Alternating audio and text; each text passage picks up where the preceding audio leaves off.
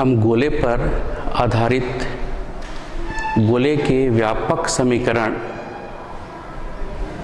पर चर्चा करेंगे।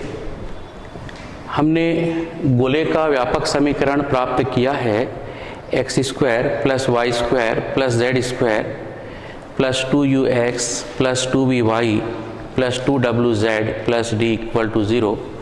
तो हमें इस प्रश्न पर विचार करना है जो गोले के व्यापक समीकरण पर आधारित है। हमें दिया गया है, हमें उस गोले का समीकरण ज्ञात करना है। उस गोले का समीकरण ज्ञात कीजिए। उस गोले का समीकरण ज्ञात कीजिए जो बिंदुओं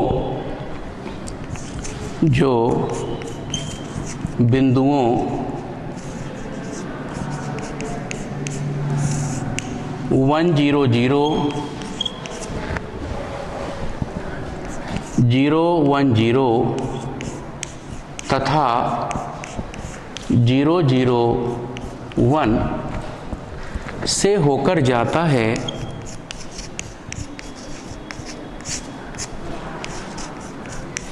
तथा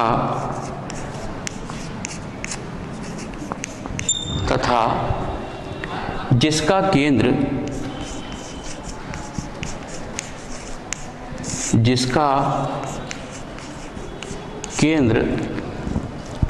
समतल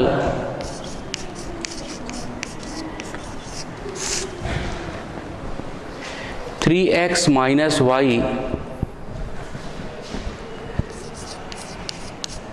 प्लस जेड इक्वल टू 2 पर स्थित है।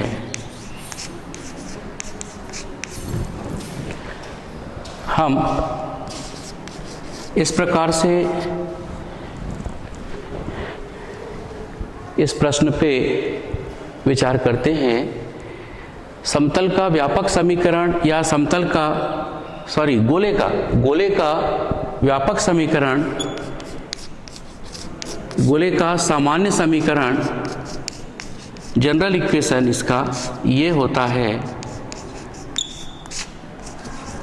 गोले का सामान्य समीकरण होता है ये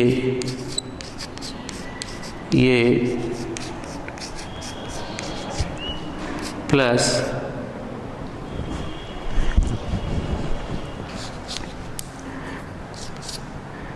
टू डब्ल्यू z x square plus y square plus z square plus 2ux plus 2vy plus 2wz plus d equal to 0। गोला बिंदु 1 0 0 से गुजरता है। गोला बिंदु 1 0 0 से गुजरता है। यहाँ पे x y z का मान हम रखेंगे तो ये होगा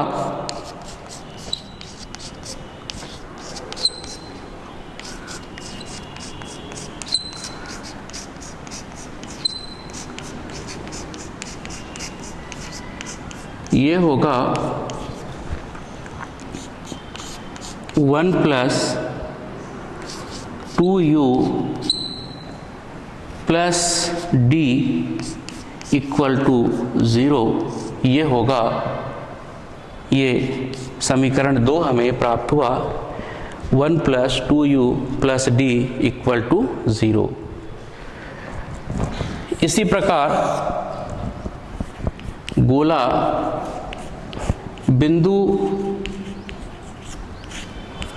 0 1 0 से होकर गुजरता है। अतः यह गोले के समीकरण को संतुष्ट करेगा। तो x y z के मान हम इसमें रखते हैं x का मान 0, y का मान 1, z का मान 0, x का मान 1, x का मान 0 है 0 प्लस y का मान 1 प्लस z का मान 0 हम रखते हैं। तो ये हमें प्राप्त होता है 1 plus 2v plus d equal to 0, समीकरण 3। 1 plus 2v plus d equal to 0, ये मिलता है। गोला बिंदु 0, 0, 1 से गुजरता है। गोला बिंदु 0, 0, 1 से गुजरता है, तो हम x, y, z के मान रखेंगे 0, 0, 1, तो ये होगा plus 2u into 0 plus 2v into 0 plus 2w into 1 plus d equal to 0, तो ये मिलता है 1 plus 2w plus d equal to 0। This is equation 4। ये समीकरण 4 हमें मिलता है।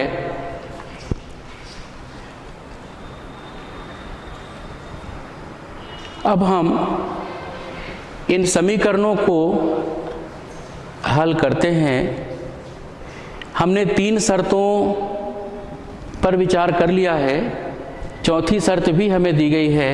गोले का केंद्र समतल पर स्थित है। गोले का केंद्र -u -v -w समतल दिया गया है। 3x y plus z equal to 2 पर स्थित है। गोले का केंद्र इस समतल पर स्थित है।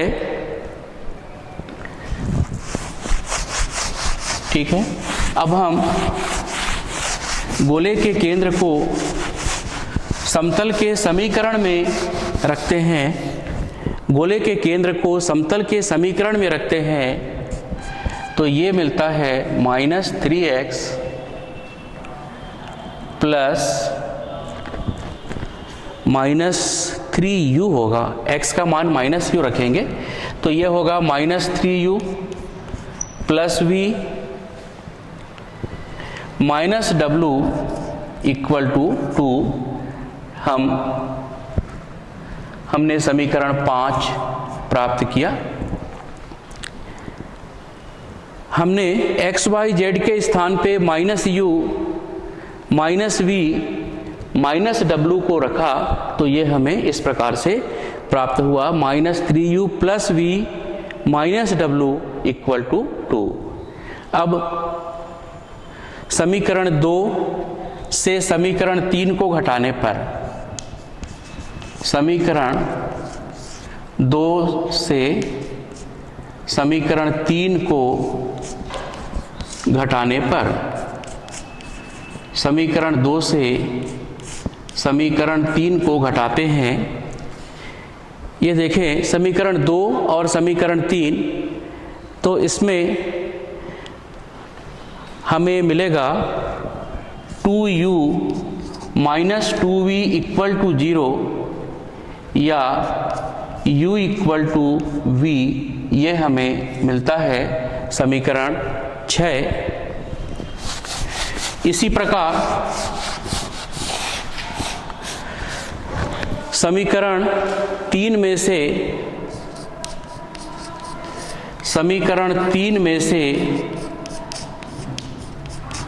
समीकरण 4 को घटाने पर ये हमें मिलता है समीकरण 3 और समीकरण 4 ये घटाते हैं तो 1 कैंसिल हो जाएगा, d कैंसिल हो जाएगा, हमें मिलता है 2v minus 2w equal to 0। यहाँ से मिलता है v इक्वल टू w, समीकरण 7। समीकरण 6 और 7 से हमें मिलता है u equal to v equal to w, ये तीनों मान बराबर प्राप्त होते हैं। यह समीकरण 8 है। अब हम समीकरण 5 में u v w के मान रखते हैं। समीकरण 5 में v का मान और w का मान समीकरण 8 से रखते हैं। समीकरण 5 और 8 से ये हमें मिलता है -3u प्लस v के स्थान पर u लिखेंगे, v के स्थान पर u लिखेंगे और w के स्थान पर भी u लिखेंगे। ओके, तो इस प्रकार हमने समीकरण 5 में v का मान भी u रखा और w का मान भी u रखा, तो ये हमें मिलता है u का मान हमें मिलेगा -2/3। इसी प्रकार यही मान v के लिए भी है और यही मान w के लिए भी है।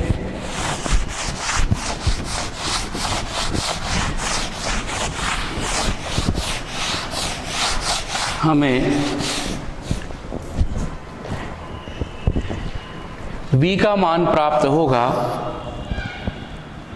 therefore v equal to -2/3 and w equal to -2/3। समीकरण 2 में हम u का मान रखते हैं तो हमें d का मान मिलेगा। समीकरण 2 में u का मान रखने पर हमें मिलता है, समीकरण 2 है 1 plus 2u plus d equal to 0। यहाँ पर u का मान रखेंगे -2/3 plus d equal to 0, 1 minus 4/3 plus d equal to 0, तो d इक्वल टू 4/3 माइनस 1, तो हमें d का मान मिलता है 1/3। तो हमने u, v, w तथा d के मान प्राप्त कर लिए। अब हम व्यापक समीकरण में अर्थात सामान्य समीकरण में हम इन मानों को प्रतिस्थापित करते हैं। u, v, w और d के मान को हम सामान्य समीकरण में प्रतिस्थापित करेंगे तो ये हमें प्राप्त होता है। हमने सामान्य समीकरण लिया है, समीकरण 1, समीकरण x square y square z square 2ux 2vy plus 2wz plus d equal to 0 में u, v, w और d के मान रखने पर हमें यह प्राप्त होता है। देखिए x square y square z square 2 into -2/3 x 2 into -2/3 y plus 2 into -2/3z plus 1/3 equal to 0। हमने u के स्थान पे u का मान लिखा, v के स्थान पे v का मान लिखा, w के स्थान पे w का मान लिखा और d के स्थान पे हमने d का मान लिखा। तो ये हमें मिलता है x square plus y square plus z square minus 4/3x 4/3y 4/3z plus 1/3 equal to 0। पूरे समीकरण में हम 3 से गुणा करते हैं तो हमें ये प्राप्त होगा 3x square 3y square 3z square minus 4x minus 4y minus 4z plus 1 equal to 0। हमें गोले का समीकरण प्राप्त हुआ 3x स्क्वायर धन 3y स्क्वायर धन 3z स्क्वायर ऋण 4x ऋण 4y ऋण 4z धन 1 बराबर 0। तो इस प्रकार हमने गोले के व्यापक समीकरण या गोले के सामान्य समीकरण में प्रश्न में दी गई शर्तों को रख करके हमने नियतांकों का मान प्राप्त किया। u, v, w, d के मान हमने प्राप्त किए। उन मानों को सामान्य समीकरण में रखा तो हमें गोले का समीकरण प्राप्त हो गया। अब हम एक समतल के द्वारा गोले पर काटे गए वृत्तीय प्रतिच्छेद की त्रिज्या ज्ञात करना सीखेंगे।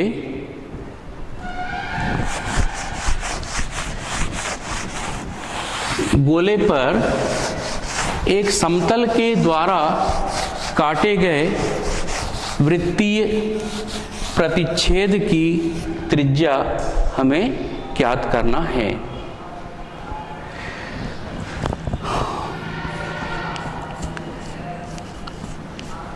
हमें एक गोला दिया गया है। गोले का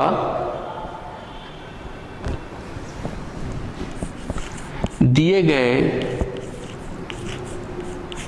समतल द्वारा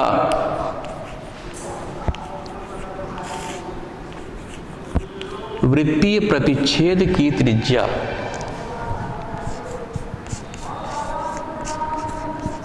गोले का दिए गए समतल द्वारा वृत्तीय प्रतिच्छेद गोले का दिए गए समतल द्वारा वृत्तीय प्रतिच्छेद की त्रिज्या हमें ज्ञात करनी है।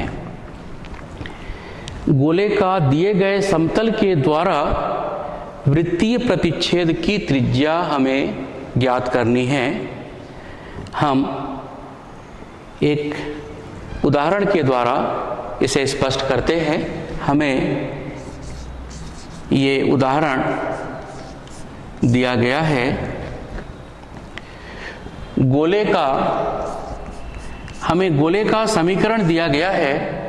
गोले x square plus y square plus z square equal to 25 का समतल द्वारा हमें एक समतल का समीकरण दिया गया है।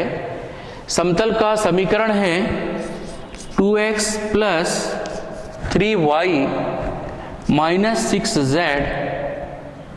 इक्वल टू 28 द्वारा वृत्तीय प्रतिच्छेद की त्रिज्या ज्ञात कीजिए। वृत्तीय प्रतिच्छेद की त्रिज्या ज्ञात कीजिए। हमें एक गोले का समीकरण दिया गया है। देखिए, गोले का समीकरण है x square plus y square plus z square equal to 25। इस गोले का समतल 2x + 3y - 6z = 28 द्वारा वृत्तीय प्रतिच्छेद की त्रिज्या हमें ज्ञात करनी है। हम इस प्रकार विचार करते हैं। सबसे पहले हम गोले का चित्र दर्शाते हैं। गोले को हम चित्र के द्वारा दर्शाते हैं। गोले का सेंटर, गोले का केंद्र O है।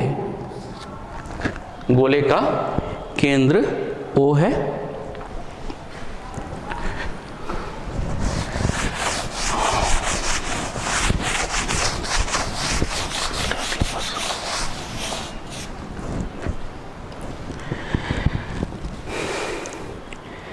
गोले का समीकरण ये हमें दिया गया है। गोले का समीकरण ये दिया गया है x² + y² + z² = 25। इस गोले का केंद्र होगा, इस गोले का केंद्र होगा, हमने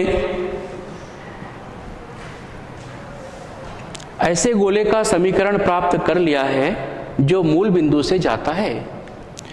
मूल बिंदु से जाने वाले गोले का समीकरण होता है x² + y² + z² = a²। तो उस समीकरण से तुलना करने पर हम देखते हैं कि गोले का केंद्र होगा 0, 0, 0, गोले के केंद्र के निर्देशांक, तथा गोले की त्रिज्या 5। इस समीकरण की तुलना करते हैं x² + y² + z² = a² से, तो हमें केंद्र और त्रिज्या प्राप्त हो जाते हैं।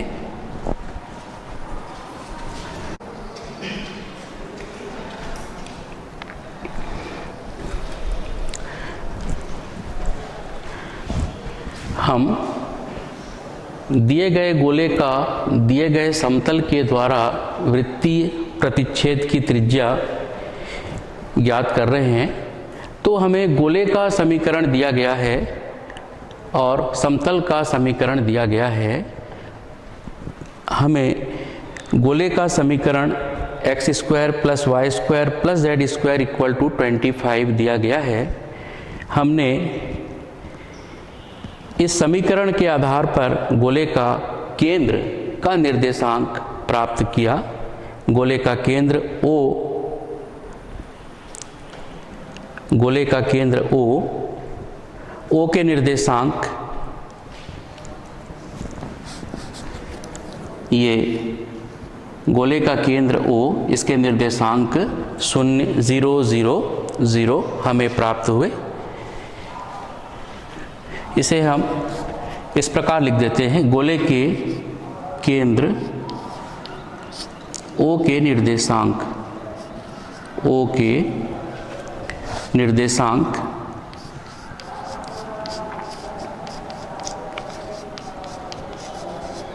गोले के केंद्र O के निर्देशांक हैं 0, 0, 0 और गोले की त्रिज्या है 5।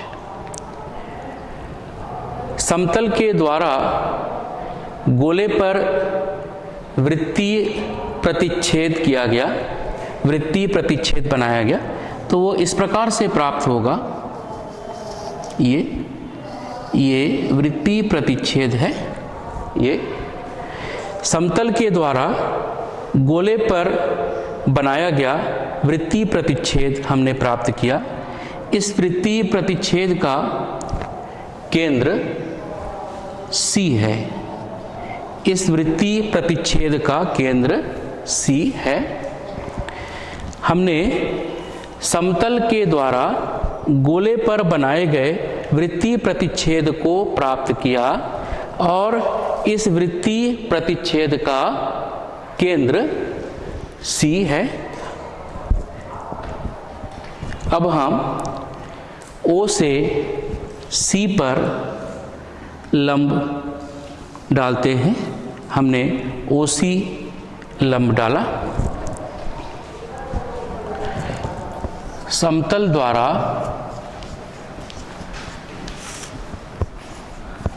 गोले पर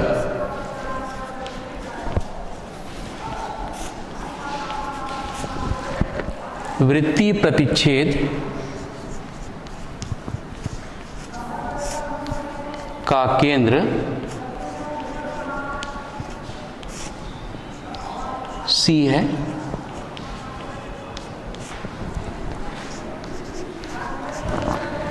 समतल द्वारा गोले पर बनाए गए वृत्तीय प्रतिच्छेद, समतल द्वारा गोले पर बनाए गए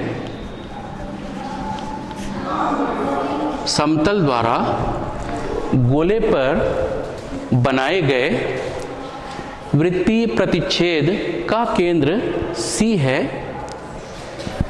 O से C पर लंब डाला।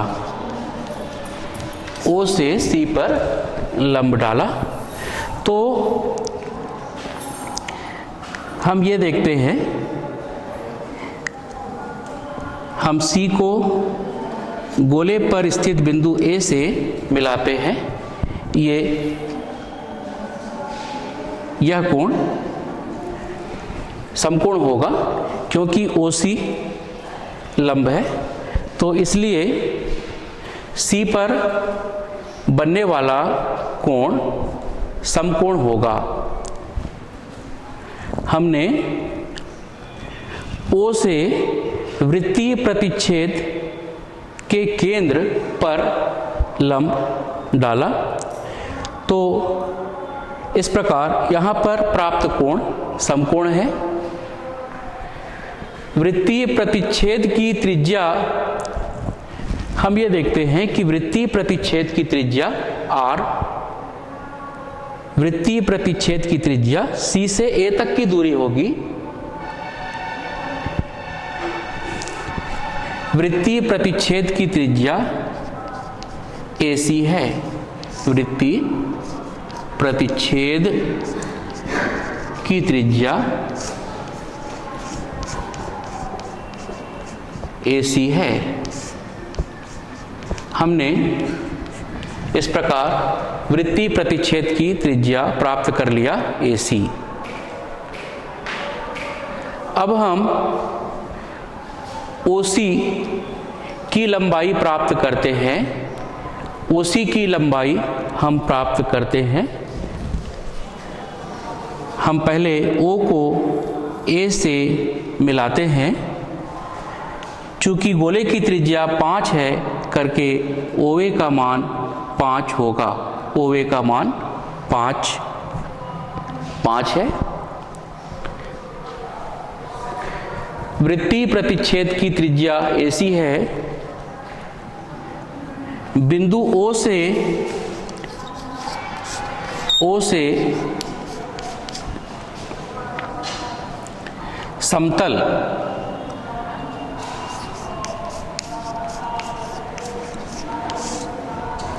हमें दिया गया समतल है 2x plus 3y minus 6z equal to 28। बिंदु O से समतल पर डाले गए लंब की लंबाई हमें प्राप्त करनी है। तो पहले हम समतल के समीकरण को इस रूप में लिख लेते हैं। ये समतल हमें दिया गया है, दिया गया समतल हम इसे इस रूप में लिखें 2x plus 3y minus 6z minus 28 equal to 0। अब हम बिंदु O से समतल पर डाले गए लंब की लंबाई ज्ञात करेंगे। बिंदु O से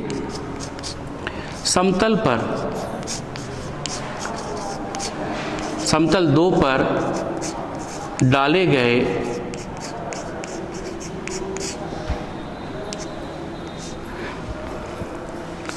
लंब की लंबाई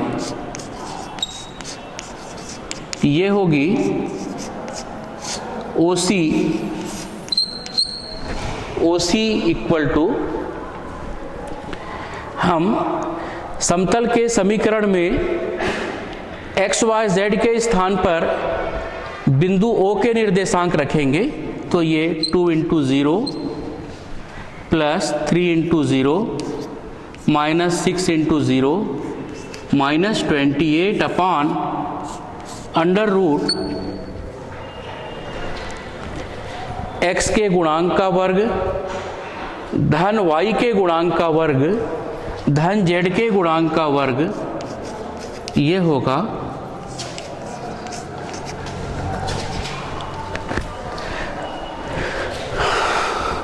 इस प्रकार। हमें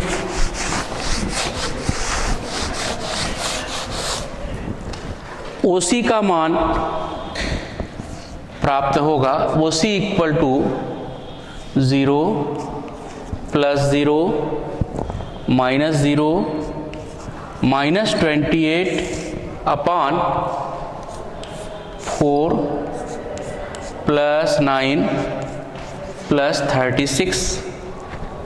तो इस प्रकार ये मिलता है माइनस 28 अपॉन अंडर रूट 49, या ये होगा 28 अपॉन 7 माइनस 28 अपॉन 7, तो ये होगा -4। चूँकि डिस्टेंस अर्थात दूरी का मान कभी माइनस में नहीं होगा, दूरी का मान ऋणात्मक नहीं होता है, इसलिए OC बराबर 4 लेंगे। OC का मान हम 4 लेंगे, क्योंकि OC डिस्टेंस है, दूरी है, और दूरी का मान ऋणात्मक नहीं हो सकता है, दूरी का मान धनात्मक होता है, तो इसलिए OC का मान ऋणात्मक नहीं लेंगे। OC बराबर क्या लेंगे? 4। OC का मान 4 होगा।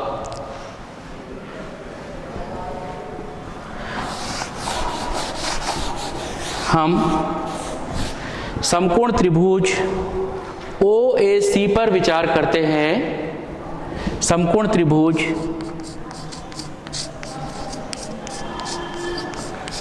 OAC में